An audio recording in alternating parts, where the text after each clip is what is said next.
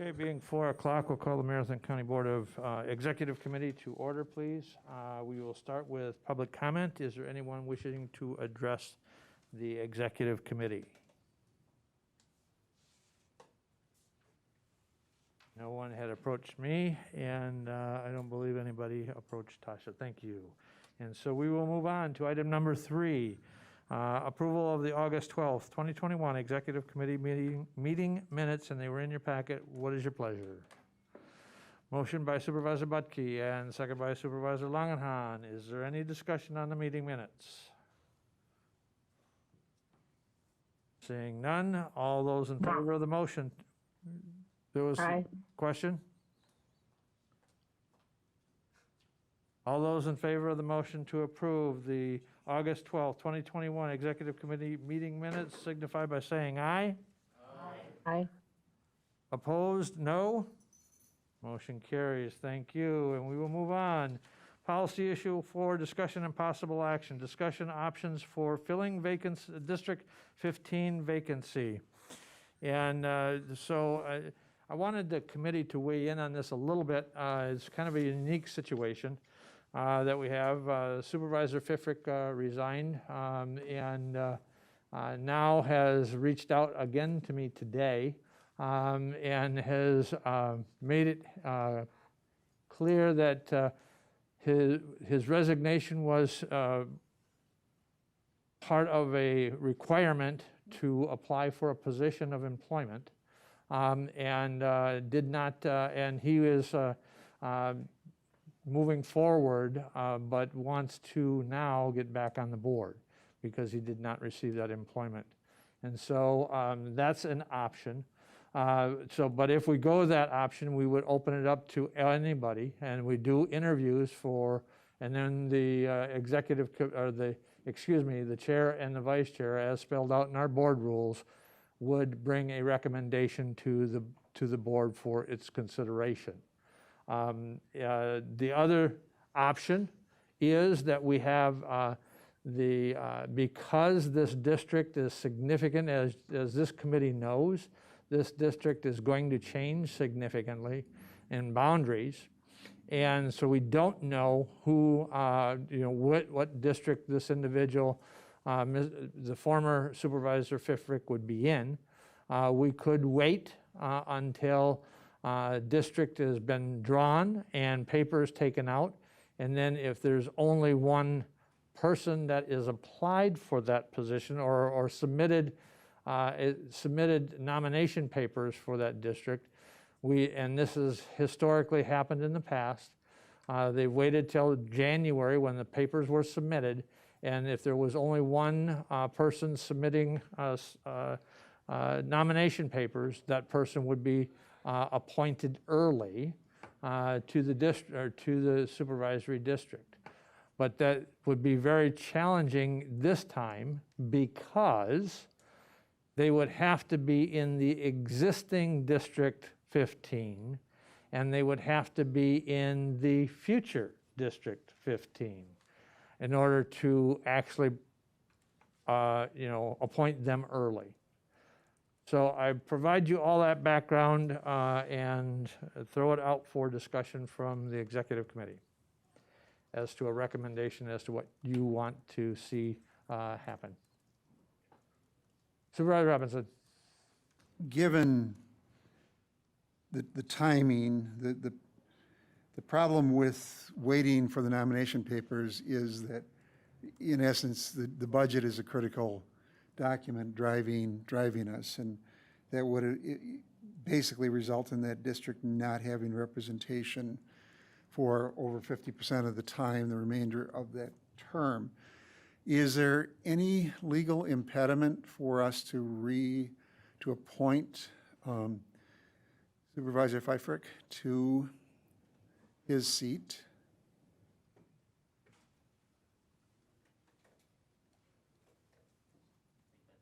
For me, no. As long as we follow our board rules regarding, as Chair Gibbs indicated, advertising the position and interviewing any interested candidates. So we do have to follow the board rules as they exist in ordinance. But if the end result is that Mr. Pfeiffer was selected as a candidate to put forward to the board, there would not be a legal impediment to that.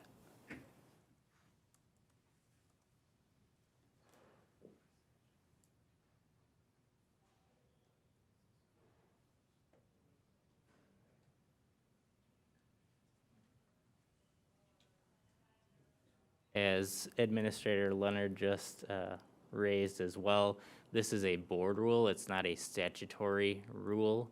So an option for the board to consider would be potentially a vote to suspend the rules if the board wished to do so and avoid the interview process, because it is present in our board rules. And the requirement, just so everybody's clear, that requirement to suspend the board rules does require a 2/3 majority vote of the board. Supervisor Langenhan. Thank you, Mr. Chair. In light of that and in our mission to be as open and transparent as possible, I would be in favor, at least at this moment, just going through with the traditional appointment process, primarily because if you look at timing, September to the end of the term, that's almost 8 months. It's almost a third of this term, being 24 months. You're looking at 7 to 8 months.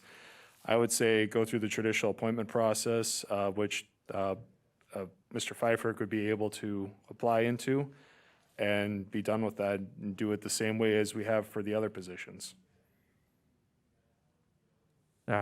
Just so everyone's clear, if we go that way, and I have no qualms about not going that way, is just so everyone's clear, that appointment then would not take place until, at the earliest, the October meeting.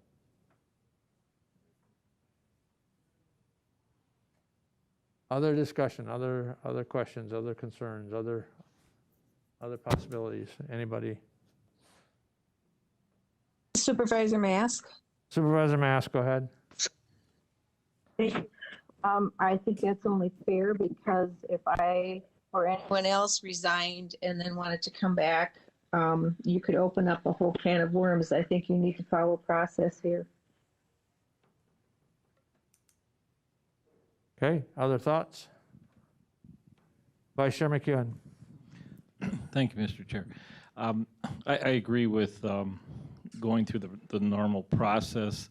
It fulfills our rules, and we don't have any questions about favoritism or anything like that. And I believe it could open up a can of worms. So I would agree that we go through the normal process. It would only be 1 month additional than doing this, the other direction. So I believe we should go through the normal process, which is set forth in our rules. Thank you. Okay, Supervisor Robinson. Are you looking for a motion from the executive committee? Yes, I am, please. I would move that we go through the appointment process relative to the vacancy in District 15 and try to complete that as soon as possible within the time frames. Okay, is there a second? Second by Supervisor Langenhan. Any discussion? Any discussion? Seeing none, all those in favor of the motion of the filling of the vacancy of District 15 by our board rules and the appointment process, and the chair and the vice chair will do interviews and bring forward a candidate. All those in favor of that motion signify by saying aye. Aye. Aye. Opposed, same sign. Motion carries and is unanimous. Let's move on to, we had on here item 4A, discussion redistricting tentative plan. However, the redistricting committee did approve its tentative plan already at the executive committee, or at the redistricting committee meeting. So because the executive committee and the redistricting committee are the same, we can dispense with item 4B. Move on to operational functions required by statute, ordinance, or resolution, education presentations to and committee discussion, regional morgue task force update. Mr. McEwen.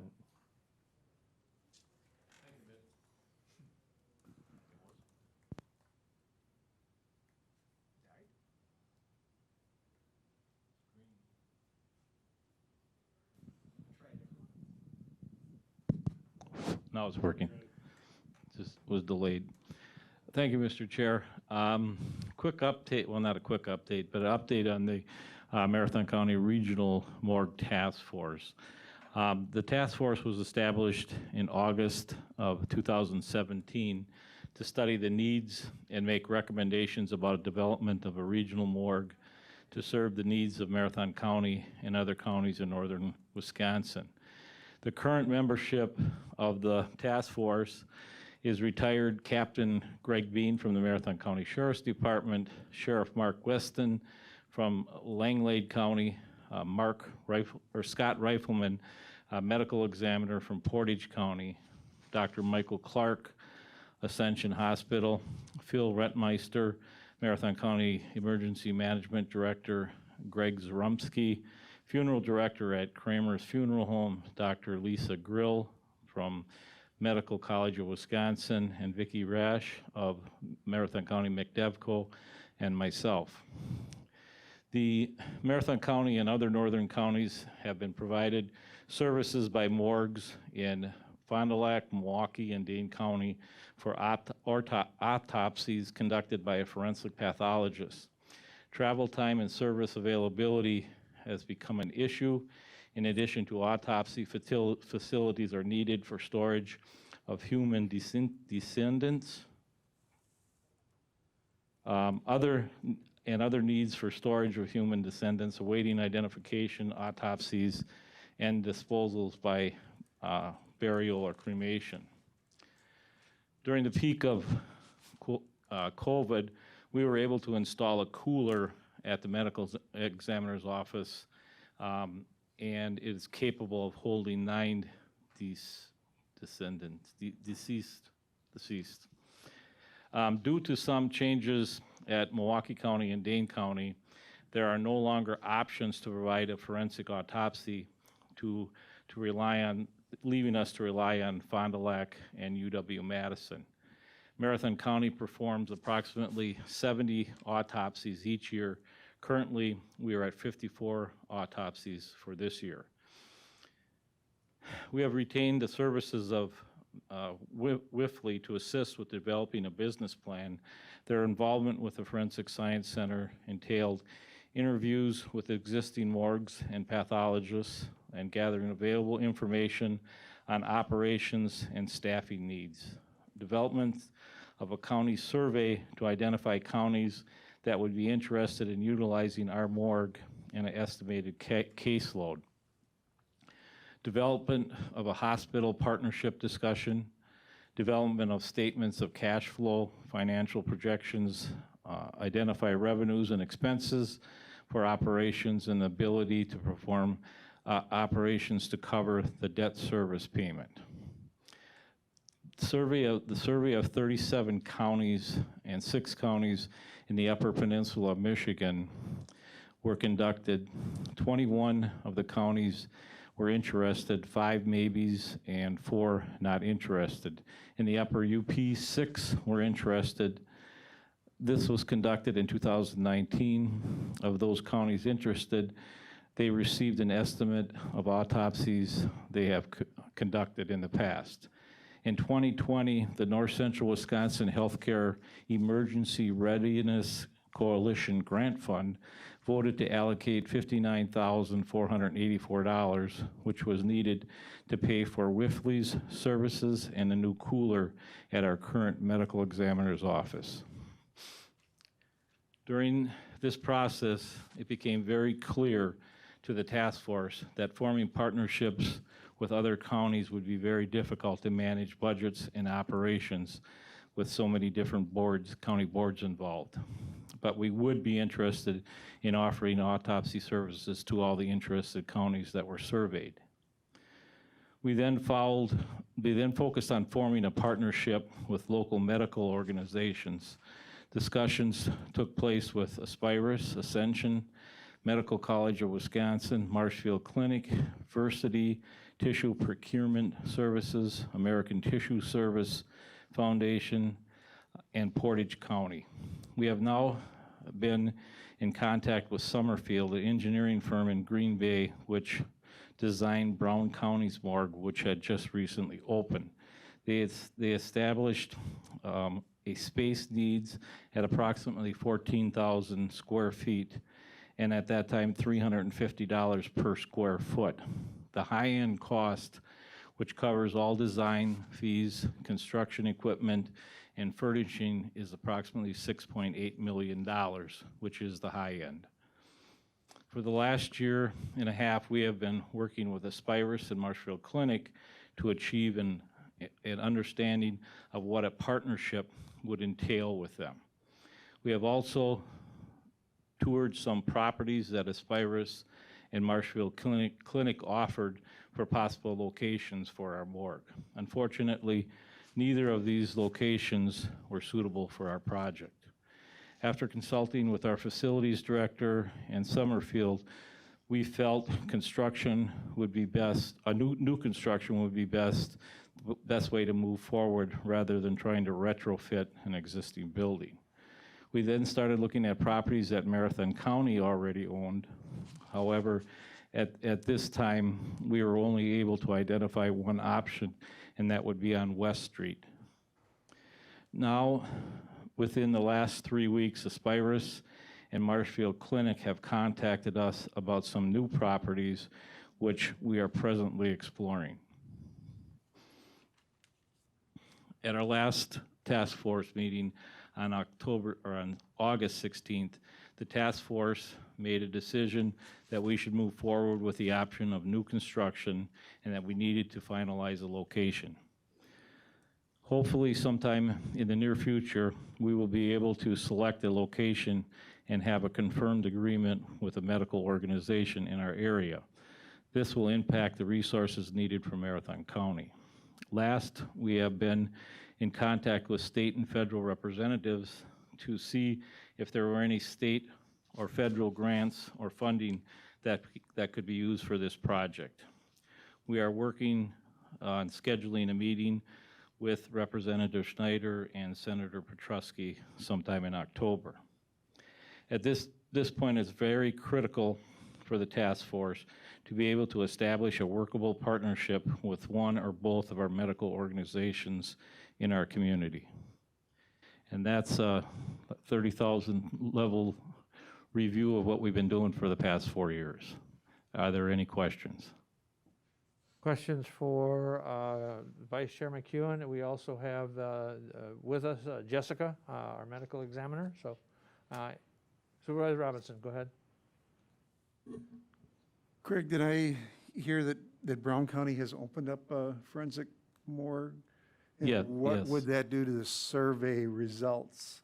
That's a very good question, and Jessica's ready to answer that for you. Thank you. So Brown County did build a facility. The facility is done, and they're currently recruiting for a pathologist. We knew about this from the beginning when we started the project, that Brown County was moving forward. A little bit of background information. So Dane County is in charge of Dane County, Brown County, Oconto, Door, and Rock County. So they have an intergovernmental agreement where Dave County oversees all of their operations. So the Brown County facility is overseen by Dane County operations, where they're currently looking to recruit a pathologist to be stationed in Brown County to pretty much service Brown County, Door, and Oconto County due to their case volume. They would have the ability to service some other counties if they're interested. Part of our survey was knowing that this was, as we asked all counties, if you had an option between going between Brown County under Dane County's operation or going to Marathon County, which county would you prefer? Every single one of our recipients said Marathon County, except for one county who was Outagamie, who was a maybe county or no county, because they were happy with the services they were receiving from Fond du Lac. So we do not feel the Brown County facility would change any of the operations of counties wanting to come to us. Most of the counties interested would have to drive by our facility to get to Brown County as well. The same with the UP, that we're much closer as an option. Okay, other questions? Supervisor Mask? Supervisor Mask, go ahead. Thank you.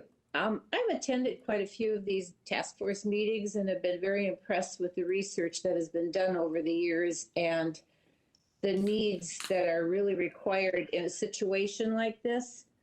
There has to be a proper entrance and proper ventilation, refrigeration, things like floor drains, and even considering chain of evidence in criminal cases with bodies.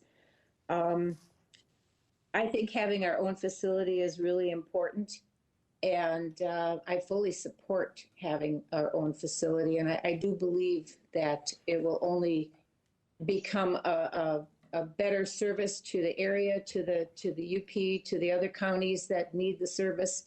Having our own forensic pathologists here to do autopsies. When you have a criminal case, you have to take 2 deputies off duty and take them. They have to go and escort a body somewhere.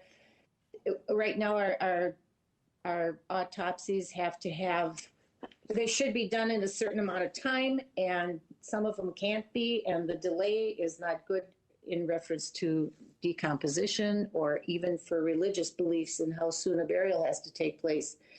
And in the case of the criminal cases, that's when I mentioned the 2 deputies. It's really, considering the way the world is today and the way our community is growing, I do think that having our own facility would be very crucial. Thank you. Thank you. Any other discussion? Chair, Yes, go ahead. could I please do an update on the pathology situation? Sure. I think that that's important to know. This last year, a lot has changed in Wisconsin regarding our pathologist. One of their main pathologists through UW has recently resigned, leaving UW a pathologist short. Dane County is typically always short of pathologists. They have pathologists who come to the area and they don't stay long-term. So they also are short of pathologists. Milwaukee County also lost a pathologist, and they do not have a fellow this year, making them 2 pathologists short. Fond du Lac County has been a sole autopsy provider for the last few years after Dr. Kelly had resigned due to the extensive case volume he was experiencing. He actually went to Milwaukee County. So in the state, we are quite a few pathologists short. The good news is UW-Madison did have a really good candidate. They had a few candidates, and they did an interview where they most likely will be doing a job offer in the near future. So we should have another pathologist there. But there's still a lot of pathologists short. Having the shortage of pathologists has been very difficult for coroners and medical examiners across the state. That we frequently get phone calls from other counties asking where the status of our project is because they need more resources and more options. That a lot of counties, I just talked to Dodge County, and Milwaukee County was their primary provider, and with their shortage, they just dropped Dodge County. So now Dodge County is trying to figure out a new provider, so they will be going back to Fond du Lac, where Fond du Lac already has a very extensive caseload. So with them going back to Fond du Lac, there's a good chance that it's going to take us even longer to get in for autopsies of up to a week at times, which it has been through them, or sometimes even longer, or they will just decline our cases as well. UW-Madison has also restructured a lot of cases that they are autopsying. In the past, we were able to get our overdose cases autopsied and also our drowning cases autopsied. They are no longer willing to autopsy both of those types of cases, which is a huge impact to the district attorney's office, case prosecution, and also in cases of situations where you assume that someone's an overdose and toxicology comes back negative. Now we're not able to definitively say what caused a young person's death. The other issue that we are running into is Fond du Lac with that. Milwaukee County is also restructuring a lot of cases. A lot of cases that they used to autopsy, they are no longer autopsying. A lot of suicides are no longer autopsying, and also motor vehicles where there's a single occupant. They changed their cases of what they are doing for their own personal caseload, and also cases what they would accept.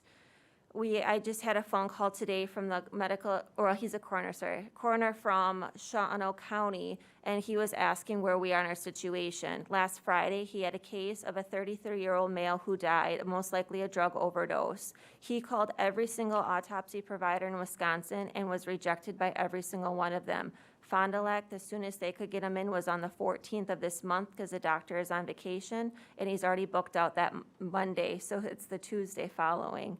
he had to take his decedent all the way to the Twin Cities for autopsy, which was a 3.5-hour drive one way. So there's definitely a need for the regional north counties to have our own facility here. There's also a pathologist shortage in the nation, which would make recruiting a little bit difficult. But the nice thing that Marathon County has going for it compared to some of the other counties is we're a more rural county.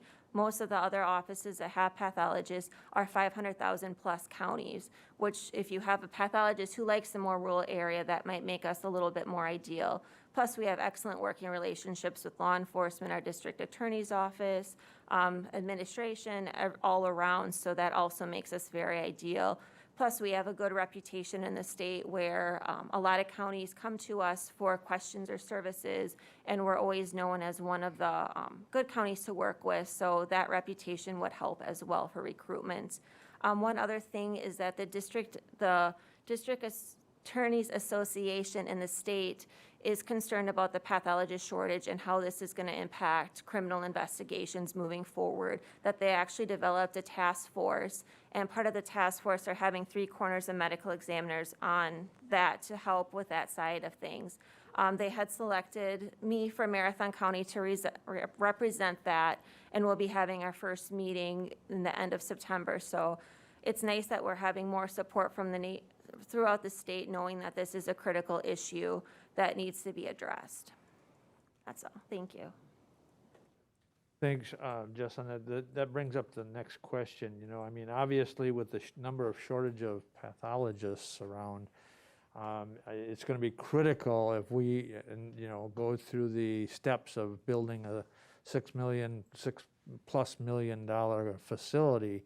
Where do we have any indication or any idea as far as how long, and if we're going to have the number of cases, we're going to probably need 2 full-time pathologists, and what's the likelihood of trying to get 2 pathologists here in Marathon County? So right now, there has been a few pathologists who are currently done with their fellowships. 2 of them finished their residency and fellowship and have expressed interest in coming to Marathon County. One of them is actually from Marathon County. The other one is from Wisconsin. There's also a medical student right now who's in his 3rd year. He has a fellowship scheduled, I think it's in, don't quote me, but I'm pretty sure it's either in Minnesota or in Detroit. He has expressed interest as well. We've been working with Dr. Corliss, who's one of our primary pathologists. There's another pathologist that I would die to have here if he would ever come here from Cook County, who's also from Wausau. So there are some potentials. I can't guarantee that anyone would come here, but the 3 that I mentioned did express interest. Thank you, Supervisor Lee, and then Supervisor Robinson. It always takes a while. Thank you, Mr. Chair. Would there be potential for partnering with some of our local colleges in beefing up any sort of programs that would help get people into these fields and then allow them to work in this facility? So we actually have a partnership with the Medical College of Wisconsin where we would allow their medical students rotation through the facility to observe autopsies. They actually have the same partnership with the Milwaukee County Medical Examiner's Office, and also teaching opportunities for the pathologists to work with the medical students.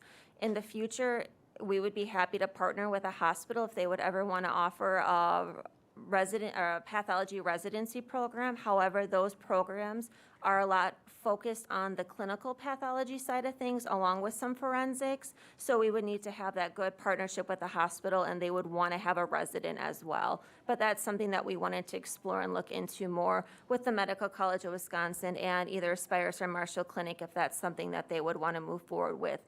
Both hospitals have a wonderful pathology program already in place. I know that Marshall Clinic has, I believe, 18 pathologists, and Aspirus has 6, I believe. So we do have a lot of great pathologists in the area that, if they're willing to support it, we would definitely be happy to be part of that as well. Supervisor Robinson.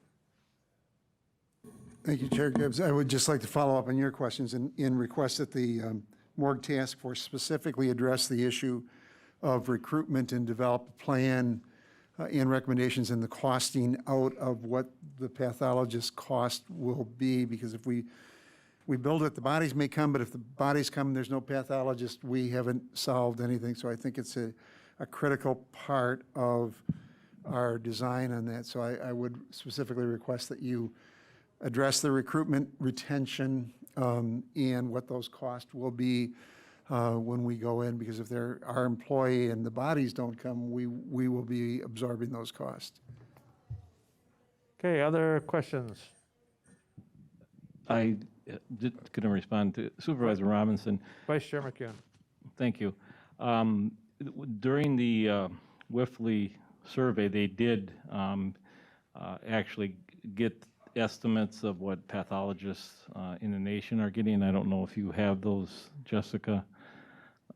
So we've worked closely with the counties that have pathologists and did a lot of interviews with them of how they do retention and how they do recruitment. Part of the partnership with the hospital system is to help with the recruitment with pathologists. Pathologists are fine being one or two. However, they really like to be able to consult with other healthcare providers. And that's why the partnership with the healthcare systems is so essential. Because if we are able to partner with the healthcare system and say we have a pediatric death of something that's very rare, at least then the pathologist can talk to the pediatric specialist in that area and have those conversations, and also with the other clinical pathologist. So that's one way for recruitment. The other way of recruitment is we have been watching pathologist salaries for the last few years. Every time a pathologist position opens within the whole Midwest, I've been saving that recruitment thing and kind of learning a little bit about what their benefits have to offer, what salary ranges are. Currently, we are one of the highest in the state. However, that's something that we can revisit to see exactly how much everyone is at now with a shortage and trying to get more. The counties that we've been talking to have been very upfront and honest about how much their pathologists have been making.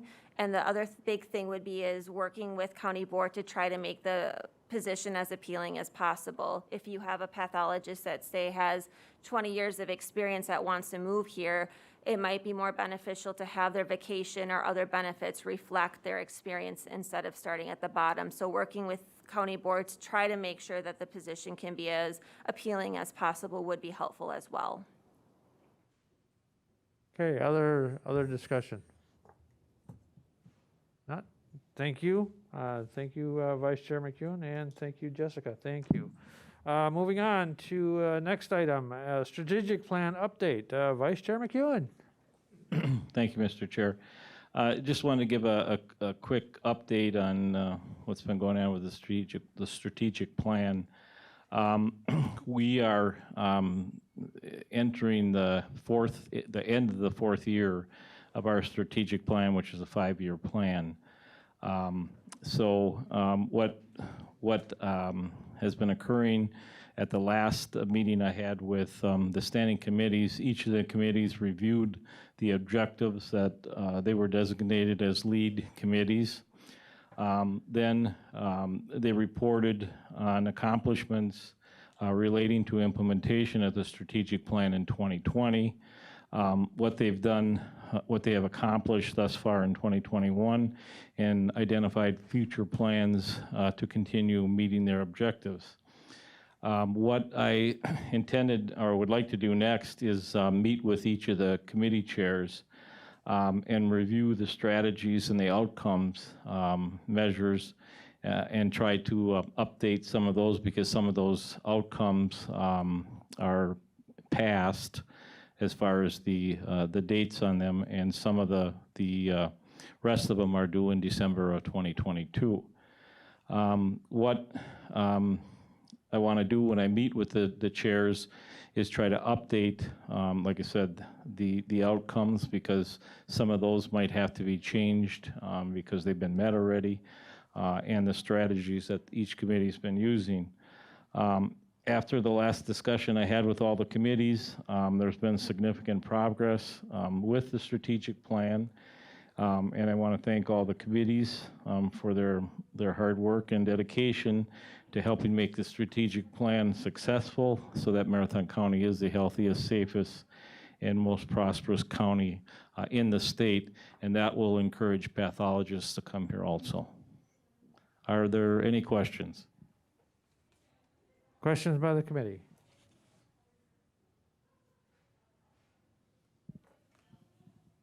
Okay. Thank Thank you, Mr. Vice Chair. We'll move on to item C, NCHC update. Just to, I would give the executive committee a little bit of an update.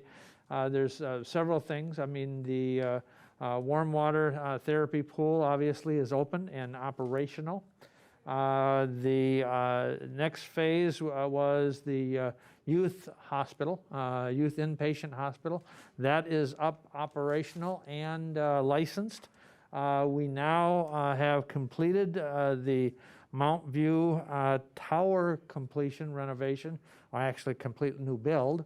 And that is in the process, it's licensed and they're in the process of, in the next couple of, well, next month and a half, they will be working on towards moving into and occupying the new Mount View. It's a little bit challenging right now to provide tours because of the amount of COVID, the activity that's currently in the county. 8%, a little over 8% of the tests are coming back positive. That's not in the extreme high yet, but 10% or higher is the extreme high.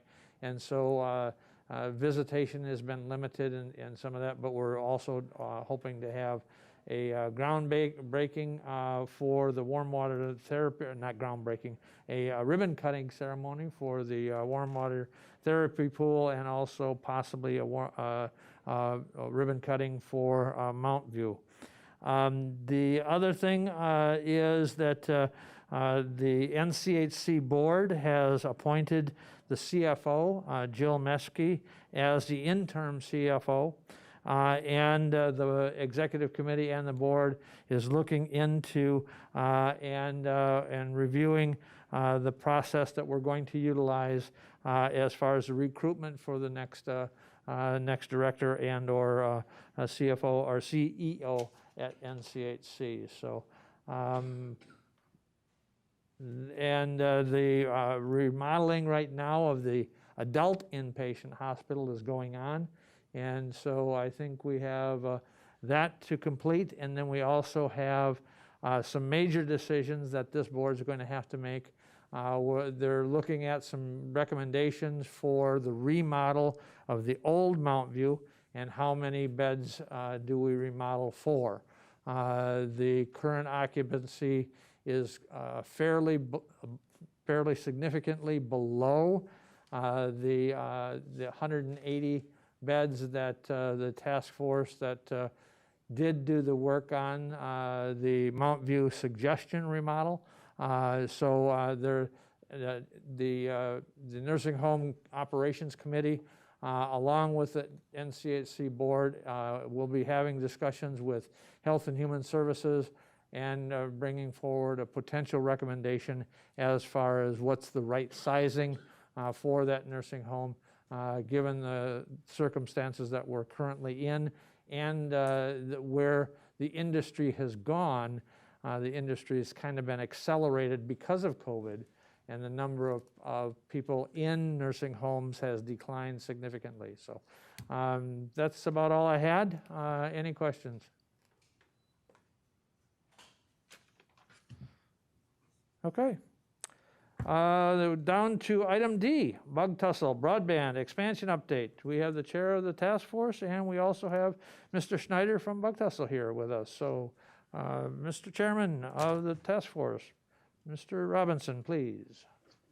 Thank you, and you have several members of the task force here with Vice Chair Guild and Jake and Sandy.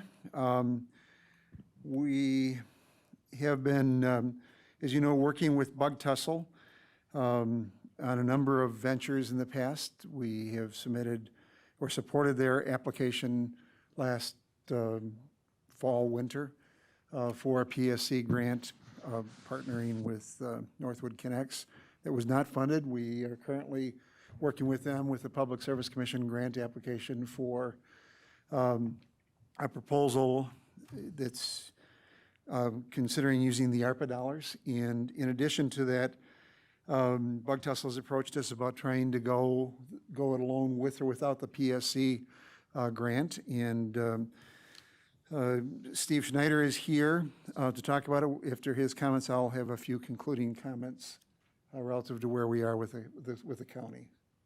Thanks, John, and I think that I've been through the details before, so I just want to provide some updates on some things happening and some specifics. First of all, with the grant applications and with the demand out there, we as a company decided it was important to get a head start on things. So we have actually been working 10 of the sites that are in the grant application that we did not have towers in.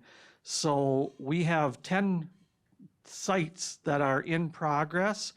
The first one is Little Chicago, which we put on the air for AT&T here a couple of weeks ago, so there's increased cell coverage there.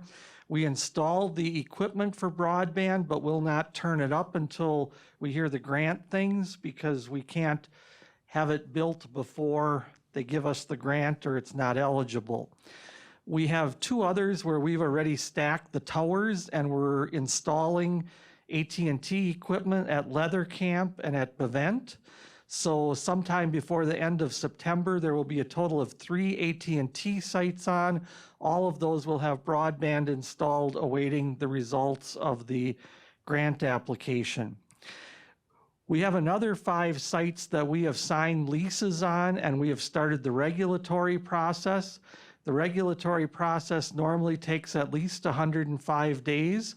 That's the Section 106 filings for archaeological.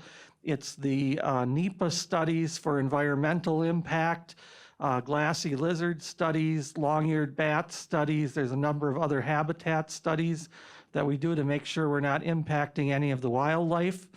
All of that is in progress on O'Plain Park, Evergreen Road, Hamburg, Shepherd Road, and Sunset.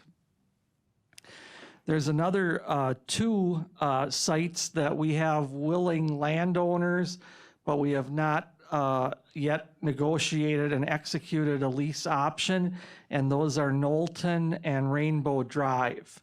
So again, there's a total of 10. These 10 sites add up to about $3.25 million, which our bank has approved us proceeding with based on our revenue projections and so on, with the understanding that they would be reimbursed by grant or bond dollars as we proceed, because we're taking from one pot for another pot just to get things moving faster here. We had a planning meeting with the IT department of the county, the sheriff's department, communications folks. Was, I think, a very productive meeting. We are redesigning pieces of the fiber network to connect into the county's existing fiber. We also, I didn't update John and Kurt on this, but we reached out to the Public Service Commission about Rib Mountain, and they indicated that if the electric utilities have fiber there, they should be required to allow us to access that fiber, which is important to your E911 efforts. To get redundancy up there. We have a call set up with Matt Sweeney from the Public Service Commission, We Energies, and WPS on September 15th to address what they actually have there in terms of assets. I'm not holding my breath that they're going to come to the table with an asset list, but it will get the ball moving to get the right people engaged. We are going to be reaching out to all the townships in the county. We are in the process of hiring, and we have contracted with on a temporary basis. She may or may not become an employee before she starts this within the next 10 to 14 days, a teacher from the Appleton School District that will actually be reaching out to the town chairs to sort of go through our plan, sort of an educational process, and she'll be driving our Bug Tussle University courses in the county. Her name is Christina Levica.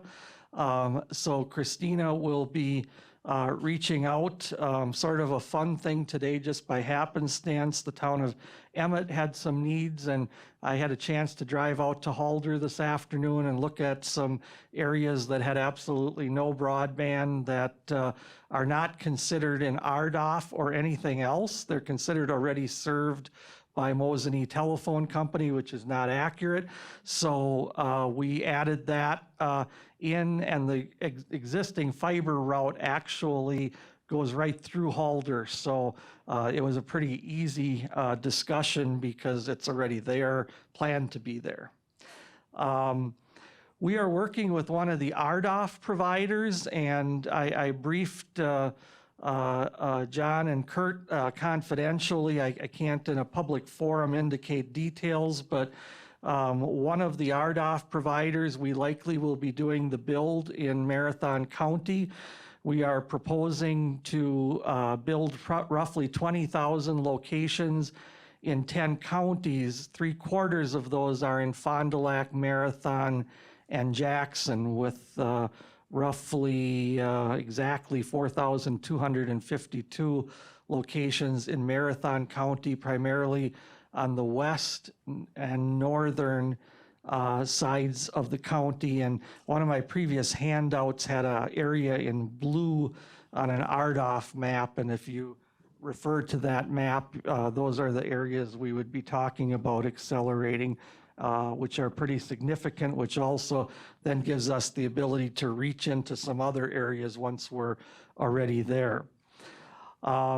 We are having a call tomorrow afternoon with some counties that just wanted to talk to other counties about what we're doing and how the bond process goes. So we're facilitating that. We'll be on the first half of the call, and then we're just going to let the counties, talk among themselves. I believe we'll have Iowa, Fond du Lac, Marathon, Iron, Waushara, Kewaunee.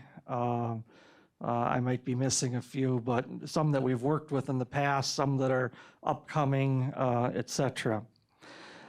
Finally, legal-wise, we have gotten some feedback already from bond counsel, from other counties' counsel, and one small change I think that's coming forward is for all of the bond counsel of the counties to be comfortable. They would like the assets from this bond offering in a separate entity so that they can have more solid collateralization, knowing that everything in this entity belongs to the county in the event of a default. So it likely would be put into a separate entity called Bug Tussle 1. And there's some other things that the bond counsel has suggested that we're working through. Again, the process is there's a preliminary resolution. All the details don't need to be worked out for that to pass. That's basically a notification to the public that there is an intent to back a bond, to issue a bond. And then it's the final resolution that actually binds, which has to be 30 days or more after the initial resolution. So that provides a 30-day public window for the public to react to the notion of a bond. Unless there are other, I'll open it up for other questions that may have come up since I last presented to the group, or other comments or questions that you may have. Other questions? Supervisor Robinson.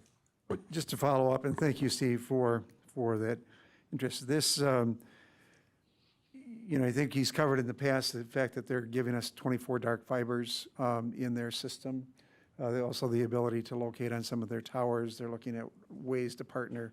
But I was part of the meeting last week where they sat down and they agreed to reroute to try to accommodate the needs of some of the town halls and schools and other things, and I've been really impressed with their ability to move it. It will not serve all of the county when we're done. We still will have additional work to do. Some of the issues, we've circulated the drafts of the initial resolution and some of the appropriate documents to Quarles and Brady and our financial advisor for the review, and Mike's been working with them, and we hope to have that resolved, and the HR Finance Committee will be taking action on that next Thursday. The Infrastructure Committee earlier today endorsed the plan subject to bond counsel and financial advisor review and approval. We are, again, in a collaborative approach with Fond du Lac County as the lead.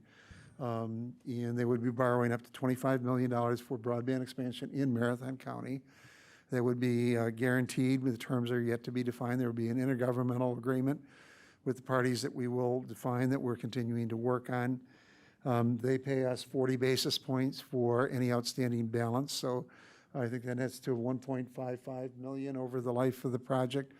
But it goes a long way in addressing some of the critical needs, and while it's a fixed wireless, it doesn't give us that 100 megabytes per second speed. Initially, there's that capability there to offer it. And the intent long-term is to develop fiber to the premise as we expand out. But it addresses that critical shortage that we have right now with a minimum of 25.3, but the offering of that 100 and along the route, they will have gigabyte service capability. So I think it goes a long way in future-proofing the investments that we have, and I think it's a good thing for the county. I think we originally were looking for action, but this is on as an educational item. So it will be before the board next week. We encourage you to ask any questions that you may have, and Steve and his crew have been, again, very good to work with and very collaborative, not only in working with us, with the Sheriff's Department, with the IT, but with other internet service providers to try to maximize the investments and yield the highest return and maximum coverage in the county. And that's very encouraging to see. We haven't always seen that when we're dealing with some of the other providers in the county, and they've developed some very good cooperative agreements and relationships that will better serve the county. Okay, other questions? Vice Chair McEwen.